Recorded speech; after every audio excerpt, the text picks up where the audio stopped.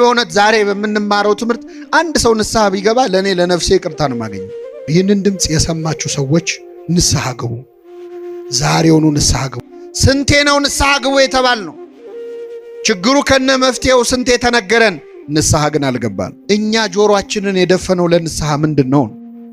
ስስተካከል ንስሐ ገባለሁ ብለህ የምታስብ ከሆነ መቼም አትስተካከል። በጣም ብዙ ሰው ንስሐ የማይገባው ኃጢአቱ ከብዶት አይደለም፣ ከኃጢአት መገላገል ሳይፈልግ ቀርቶ አይደለም፣ ለወደፊት ሊሰራ ላሰበው ኃጢአት ሲል። ኃጢአት እኮ መሸማቀቅ ነው፣ ማፈር ነው።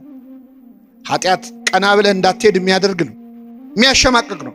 ኃጢአትን ስትደብቀው እግዚአብሔር ይገልጥብሃል፣ ስትገልጠው ይደብቅልሃል። ተናገረው፣ ተበቀለው። ሰይጣንን አንተ ላይ የሰራውን ያቆሰለህን ቁስል ገልጣ አሳየው ለካህኑ። ብንወድቅ የሚያነሳን ማን ነው? ስለዚህ ለምን ወደቅክ አይልም፣ ለምን አልተነሳም ነው። በሽታውን የደበቀ ምን የለውም፣ ኃጢአቱን የደበቀም ስርየት የለው። እግዚአብሔር ፊት እንግለጠው ኃጢአታችን። እንደምንቆሽሽ እያወቅን እንታጠባለን። ኃጢአት እኮ ቆሻሻ ነው ምመና።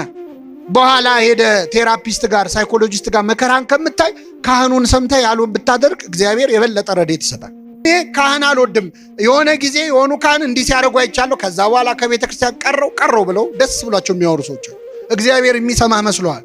ብዙ ሰው አለ እኔ ከዛሬ ጀምሮ የአባ ገሌን መስቀል አልሳለምም የሚል። መስቀሉ የማን ነው? እኔ አቡነ ገሌን የአባ ገሌን ቄስ ገሌን እኔ አይጥሙኝም የሚል ሰው አለ። መስቀሉ እኮ የክርስቶስ ነው። አሁን አንዳንድ ሰው ንስሐ አባቱ ጋር ይመጣና ቅኔ የሚቀኝ ሰው አለን፣ ሲናዘዝ ራሱ ለቄሱ እንዳይገባ አድርጎ ማለት። አንዳንዱ ብልጥ ለመሆን ይሞክራል። አባ እኔ በቃ እንደው ባጭሩ ኃጢአት የተባለውን በሙሉ ምን ብያለሁ? ሰርቻለሁ። እንደዚህ ይቻላል? አይቻልም። አሁን እግዚአብሔር ቸርነቱ ነው እንጂ ኃጢአታችንን ቢገልጠው ማን ከቤቱ ይወጣል? ኃጢአት ቢሸት ኖሮ እስቲ ምመናም ቢሸት ከቤቱ የሚወጣ ሰው ወይ? ግንባራችን ላይ ቢጻፍ አንድ ሰው ከቤቱ አይወጣም። ለካህናት መናገር ለእግዚአብሔር መናዘዝ ነው። ወደ ንስሐ አባት ከመሄዳችን በፊት ወደ እግዚአብሔር ይቅር በለኝ ከማለት በፊት ቁጭ ብሎ ሰው ራሱን መመዘን አለበት። አንዳንዴ ኃጢአት እንሰራና ወይ ሰውን ከሳል፣ ጓደኛዬ ገፋፍቶኝ፣ እገሌ ገፋፍቶኝ፣ እንዲናርግ ብላኝ፣ ይሄ በሰው ስናመካኝ። ኃጢአታችን ካሸማቀቀን ግን ማድረግ ያለብን ተስፋ መቁረጥ አይደለም። ማድረግ ያለብን ማዘን አይደለም፣ ራስን መጥላት አይደለም። ያንን ኃጢአት ተበቀሉት። በምን? በንስሐ። ለምን መሰላችሁ እንደዚህ የምንዳፈረው? እግዚአብሔር ስለማይታይ የማያይ ይመስለናል።